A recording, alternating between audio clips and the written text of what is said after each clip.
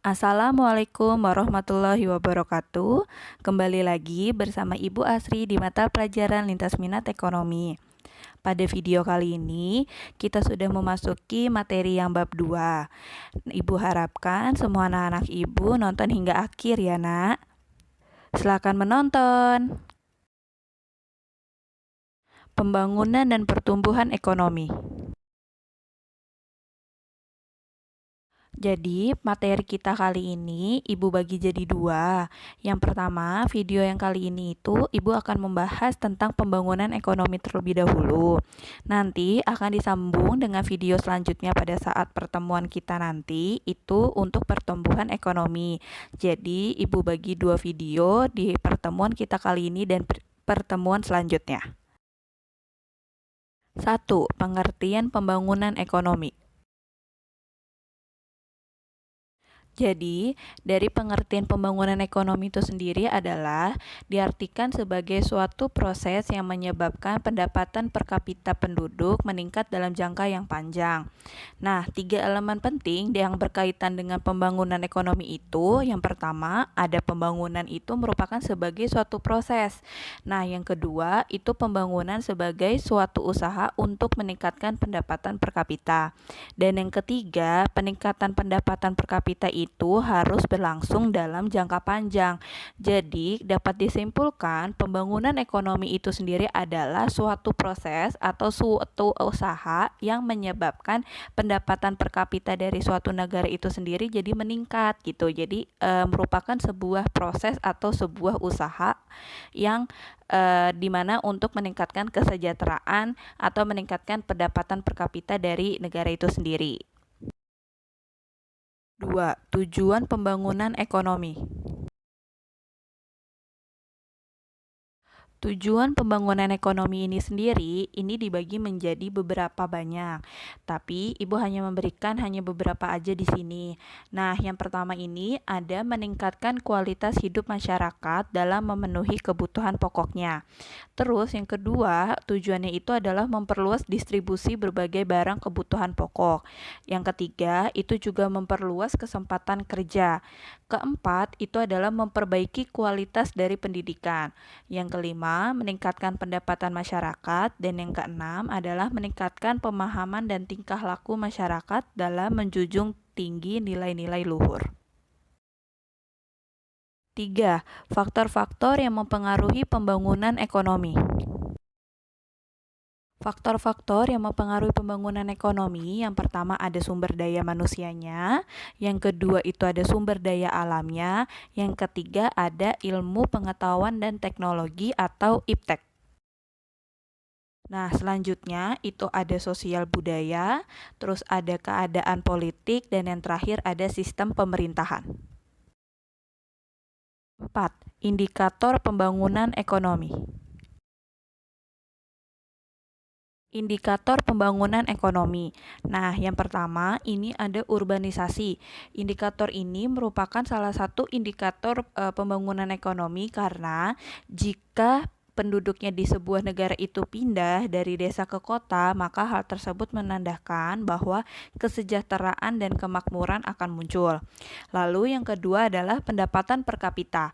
Nah, pendapatan per kapita ini jika makin tinggi atau mengalami kenaikan, maka stabilitas ekonominya itu makin baik, sehingga kesejahteraan masyarakatnya juga akan terjamin. Nah, yang ketiga itu ada struktur ekonomi. Ketika pembangunan ekonomi itu mengalami perkembangan atau mengalami perubahan yang ke arah lebih baik, maka struktur ekonominya juga akan mengalami perkembangan. Nah, yang keempat, pendidikan. Jika masyarakat di suatu daerah itu atau di suatu negara memiliki tingkat pendidikan yang tinggi, maka pembangunan ekonominya juga akan semakin maju. Dan yang kelima, itu indikatornya adalah yang kesehatan. Dengan mudahnya akses dalam bidang kesehatan, maka taraf kehidupan masyarakat juga akan semakin tinggi. Nah, itu semua merupakan indikator dari pembangunan ekonomi. 5. Masalah pokok pembangunan ekonomi.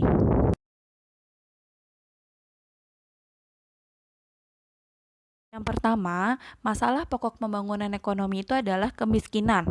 Tentunya kemiskinan ini tuh masalah bagi seluruh atau bagi setiap negara.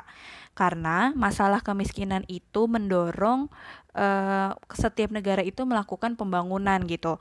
Jadinya masalah benar-benar tentunya dari titiknya awalnya dari pembangunan ekonomi pasti karena ada kemiskinan.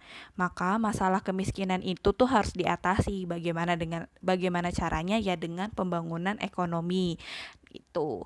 Terus masalah yang kedua adalah ketimpangan dalam distribusi pendapatan.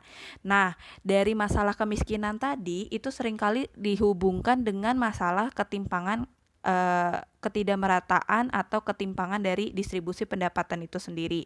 Jadi, jadi ketimpangan dalam distribusi pendapatan itu ada jurang antara si kaya dengan yang si miskin. Jadi yang kaya semakin kaya, yang miskin ya makin miskin kayak gitu. Nah, itu tuh ada timpang. Nah, itu tuh tidak boleh dalam pembangunan ekonomi. Nah, masalahnya itu di situ. Jadi, pembangunan ekonomi itu bagaimana caranya bisa semuanya tuh rata kayak gitu pembagian pendapatannya. Terus yang ketiga adalah dari kemiskinan, terus ada ketimpangan dalam distribusi pendapatan. Nah, yang ketiga adalah pengangguran. Ini masih satu lingkup. Karena dari kemiskinan itu pasti akan menimbulkan beberapa pengangguran gitu, dan kalau misalnya kemiskinan jangka panjang itu juga pasti akan menimbulkan pengangguran kayak gitu. Nah, terus yang keempat itu adalah inflasi. Nah, inflasi itu adalah terjadinya kemerosotan nilai mata uang.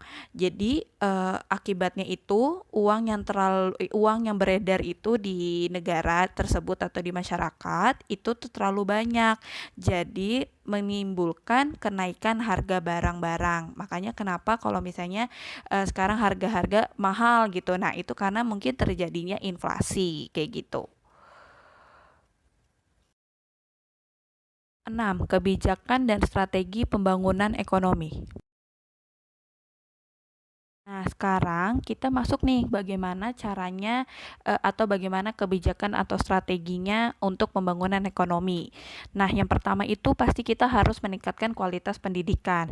Di mana jika dari pendidikan itu sendiri dari negara itu sendiri pendidikannya tinggi, maka itu juga akan meningkatkan pembangunan ekonomi. Itu akan dengan secara otomatis gitu. Terus yang kedua itu membuat dan melaksanakan perencanaan pembangunan. Nah, itu paling penting, planning. Sebelum melakukan hal apapun, kita harus bikin planning atau perencanaan. Terus yang ketiga, itu adalah meningkatkan tabungan dan investasi. Jadi, uangnya itu lebih digunakan untuk menabung atau investasi daripada untuk consumption kayak gitu. Tapi konsumsi itu juga penting, apalagi untuk kebutuhan pokok kayak gitu kan. Sebelumnya di kelas 10 kita sudah pernah belajar bagaimana perbedaan antara kebutuhan dengan keinginan. Nah, kayak gitu. Terus yang keempat adalah mengembangkan kegiatan ekonomi. 7. Dampak positif dan negatif pembangunan ekonomi. Nah, di sini ada beberapa dari dampak positif dan negatif dalam pembangunan ekonomi. Nah, yang pertama Ibu akan membahas untuk dampak positifnya dulu. Nah, yang dampak positifnya ini yang pertama adalah pelaksanaan kegiatan perekonomian itu akan berjalan lebih lancar dan mampu mempercepat proses pertumbuhan ekonomi. Terus yang kedua, pembangunan ekonomi ini juga menuntut adanya peningkatan dari sumber daya manusia itu sendiri. Terus yang ketiga, itu pastinya akan memperluas lapangan pekerjaan. Dan yang keempat, itu ada kegiatan dari perekonomian itu yang dilakukan oleh suatu negara itu akan lebih dinamis dan lebih beragam. Nah, tapi ada juga nih beberapa dampak negatifnya dari pembangunan ekonomi itu sendiri. Nah, yang pertama itu mengakibatkan adanya kerusakan lingkungan hidup dalam masyarakat apabila pembangunan ekonomi itu tidak terencana dengan baik. Nah, itu tuh jadinya lebih ke keadaan alamnya ya, lebih ke sumber daya alamnya itu akan jadi rusak atau ekosistemnya itu bisa jadi rusak kalau jika pembangunannya itu tuh tidak dibuat dengan baik gitu.